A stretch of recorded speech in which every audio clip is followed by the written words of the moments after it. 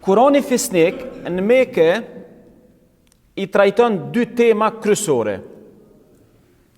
Gjitha ajetet e Mekës kryesisht me thonë e trajtojnë temën e besimit në Zotin një, bindjen ndaj një Zoti suprem, absolut, edhe e dyta e trajton çështjen e vlerave.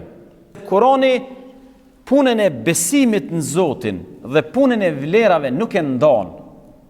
Për shembull, në surën El-Mutaffifin, Allahu I manushëm fillim të surës e hap kështu thotë: të mirët ata të cilët mosin keq, tradhtojnë në matje.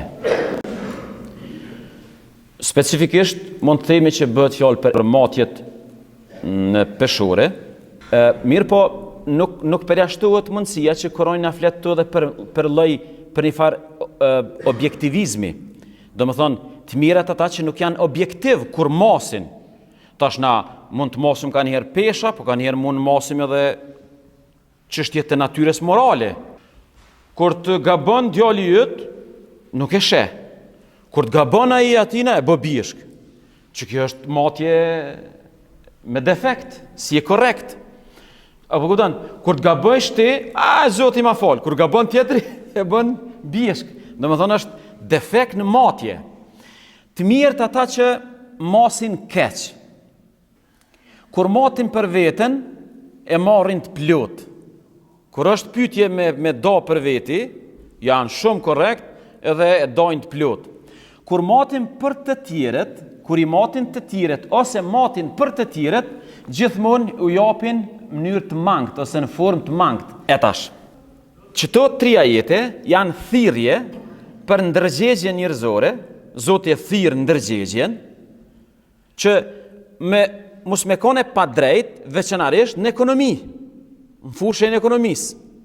Mirë po çysh e ndërlidh tash që se na temin e kena me ndërlidh besimin me vlerat. Ti je besimtar, s'guxo me mashtru.